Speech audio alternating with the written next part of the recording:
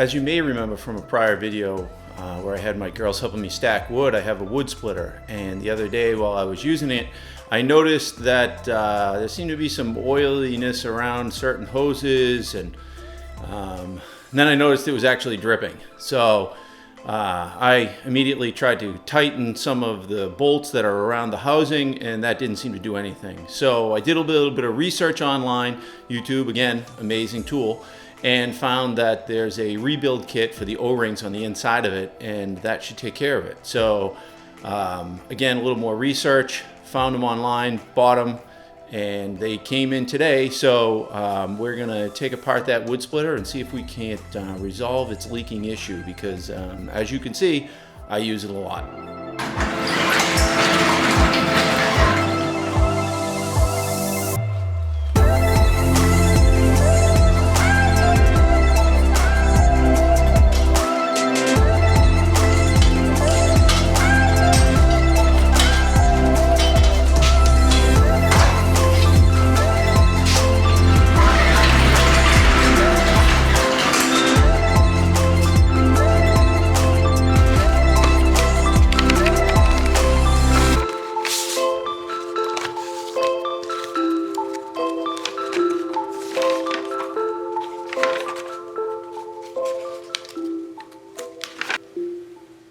The kit comes with a variety of O-rings, a couple different sizes. One of the O-rings is actually flat and not round. The other 4 are rounded. So as with anything, reading through the directions is always a good idea. I used to have a tendency to just chuck them off to the side and give it a whirl, but there is value in reading them, even if they're not always the best. So it says to use a 3/16 Allen key, a ratchet, 5/8 socket, got that ready to go. Some blue Loctite, I'll grab that later on, that's when we put it back together. A small adjustable wrench, which I don't have over here, but I'll grab from my toolbox. And a 3/4 inch drag link bit socket, or 3/4 inch cold chisel, or fabricated tool as shown below.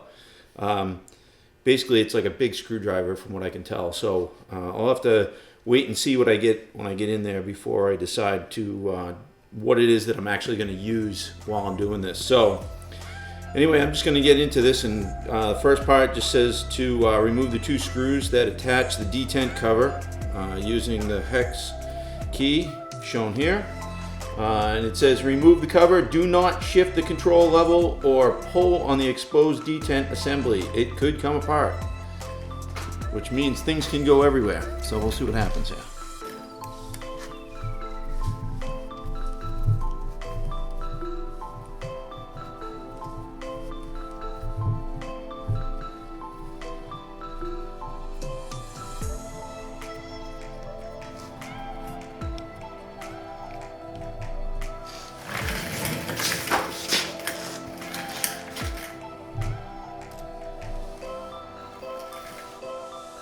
You can see they had some blue Loctite on there.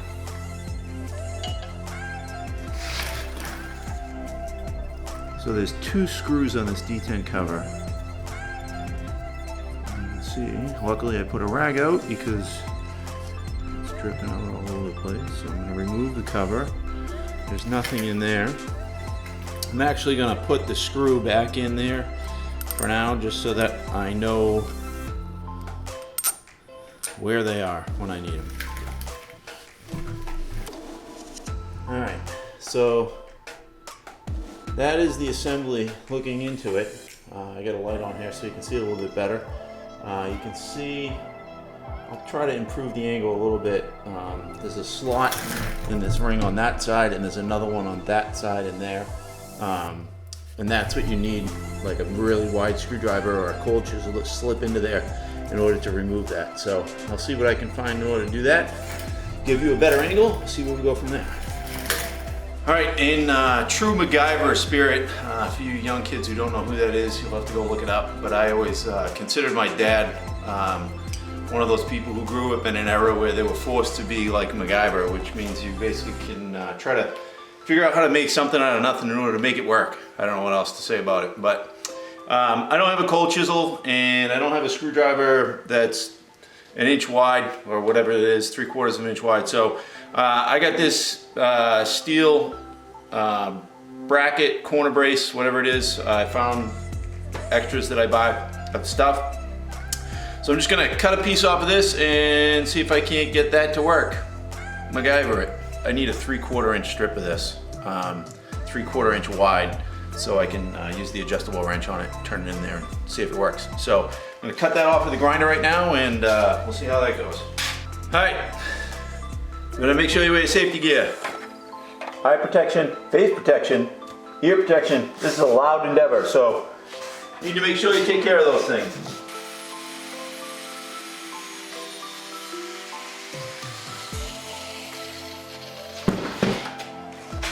Never touch it when you're done, it's hot.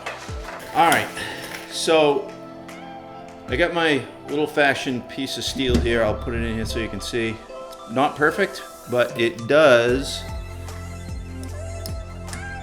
fit in there and should be able to turn that. So that's where the adjustable wrench comes in. Let's see if I can figure this out. Just tighten this down onto the piece of steel that you just got, and fit it into that slot and turn that, and it is turning. So this turns around that detent. So I do have that center piece turning. All of these other things around it are turning as well.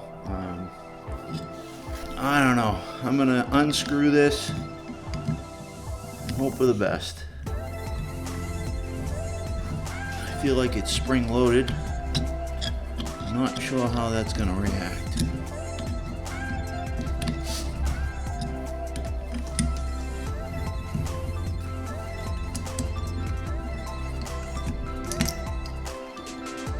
Okay, so this whole assembly came off.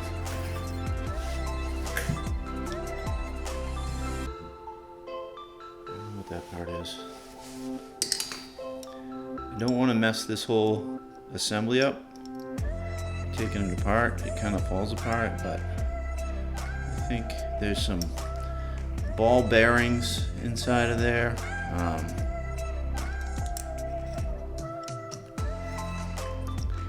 We'll see. So I'm going to put this aside, safe spot where it can stay clean, read some more directions.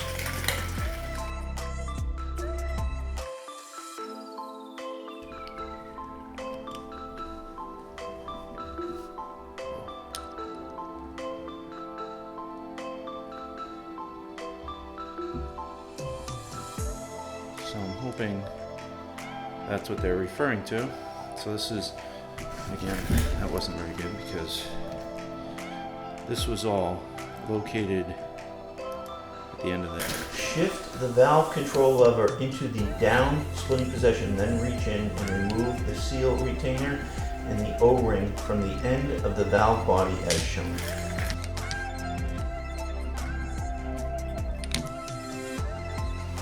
Alright, so I've removed this piece, and I think there's an O-ring in there I'm supposed to get. One of the things I have learned from screwing up so many times is always do things gently. You don't want to screw up anything, and sure enough, that O-ring popped right out of there, just with a little touch of the pencil.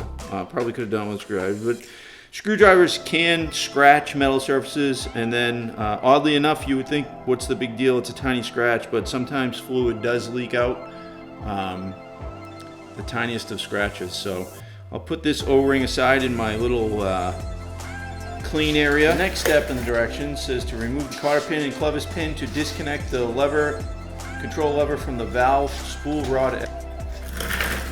Alright, so there is a cotter pin under this lever. Try to stay out of the light so you can see it. I'm going to straighten that pin out and then pull it out through there.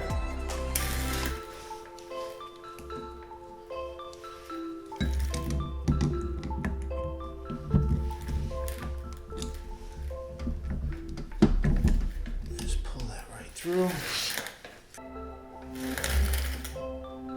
Remove the pin slide the handle out of the way, pin with the cotter pin up top. It says to remove this detent. I can tell you there's a lot of fluid falling out over the other side.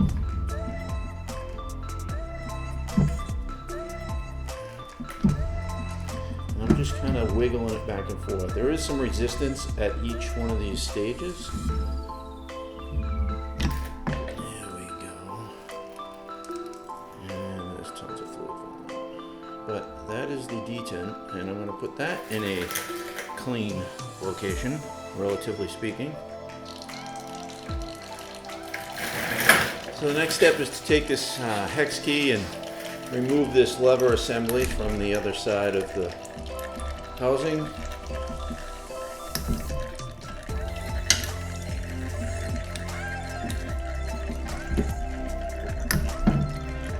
I'm sure you can hear the fluid draining out. I did have to get a bucket because there was a fairly significant amount that was coming out. So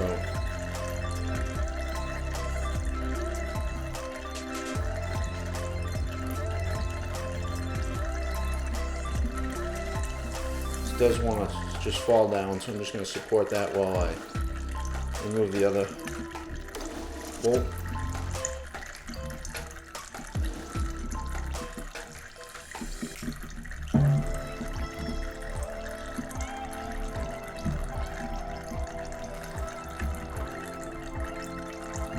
Okay, so I'm going to keep those bolts with that housing just so that I know that's where they belong.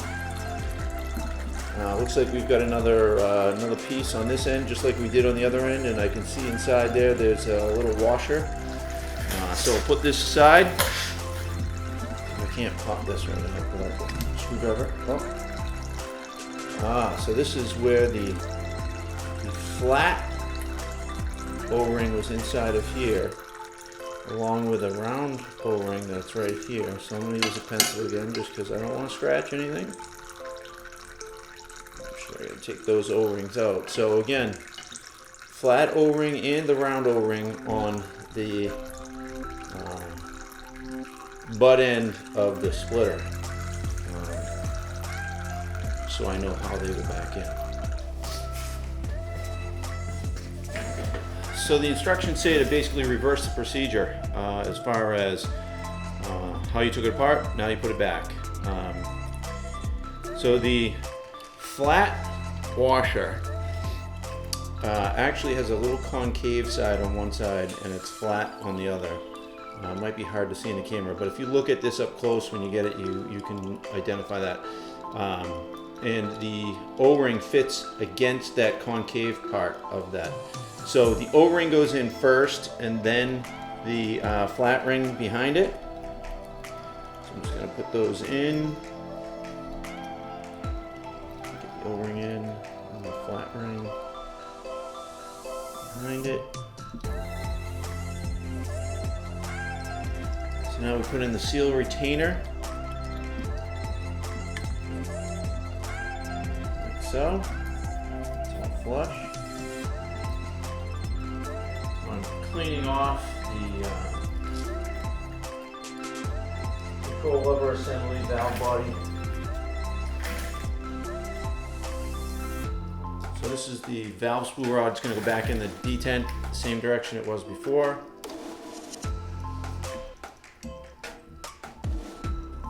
I'm expecting some resistance since I had some when I put it in.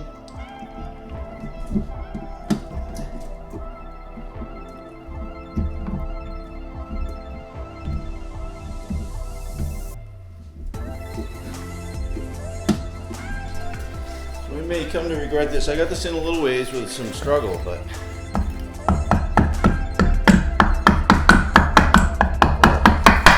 little wood on the end, tapping it so you don't mess it up, seems to have been the way to go.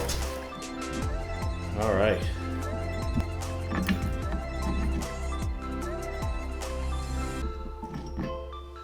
All right. So we're going to put the handle assembly back on. Just making sure we put it back on the right way. The handle kind of pivots on that side. Line up the screws.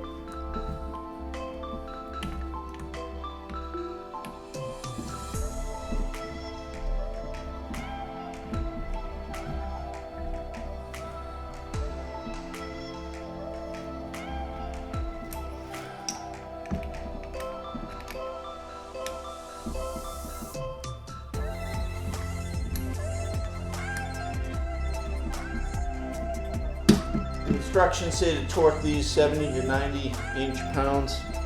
I don't have a torque wrench with the hex on it, so just giving these a good snug tight fit. Put our pin back in, control level, throw the cotter pin back through, if I can find the hole.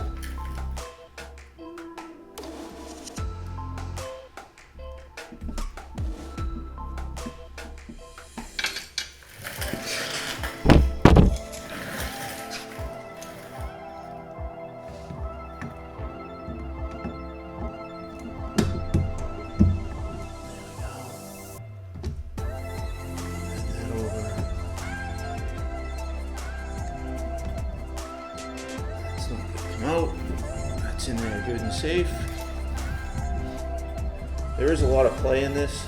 Seems wrong, but it's the way it's always been. It says to shift the splitter lever into the splitting position. Insert the new thick O-ring and seal retainer into the detent end of the valve body. So I'm going to shift the camera around to the other side so that you can see what's going back in on the other side. Alright, so I'm back down the other end. I'm going to move this hose out of the way a little bit. And the instructions said, after we shifted that into the split position, insert the new thick O-ring and seal retainer into the detent end of the valve body. So that's where we are down here. Insert that into this end, and that holds the seal in. Hopefully what's going to prevent that oil from coming out where it did before.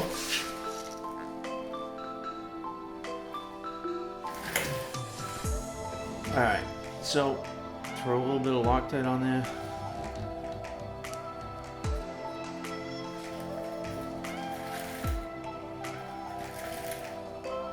Put the lock washer on first.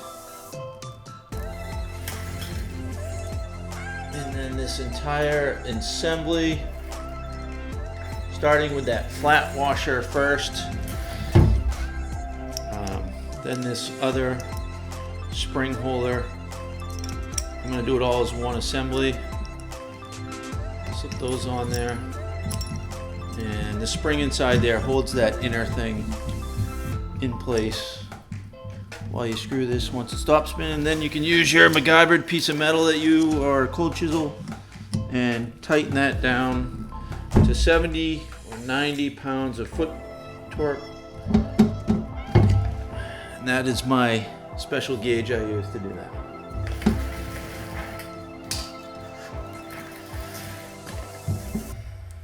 Replace the cover.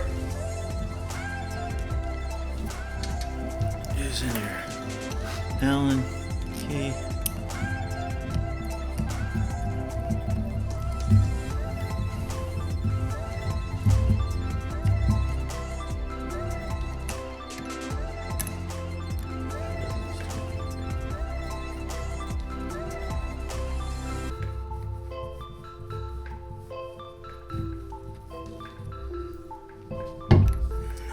Give those another little smidge turn.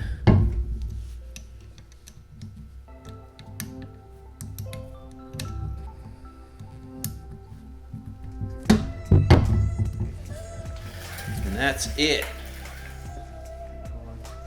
The only other thing that needs to be done is to take a 5/8 inch ratchet and remove this relief plug. And there's an O-ring around the plug right here that they say to remove and put the new one on.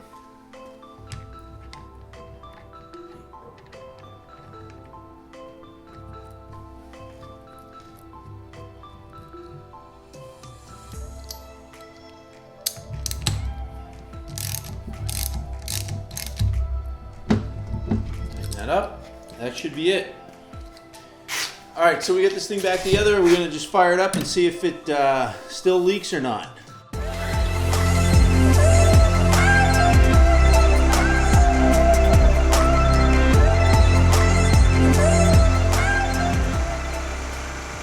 All right, all that's left to do is take this thing outside and put it to work.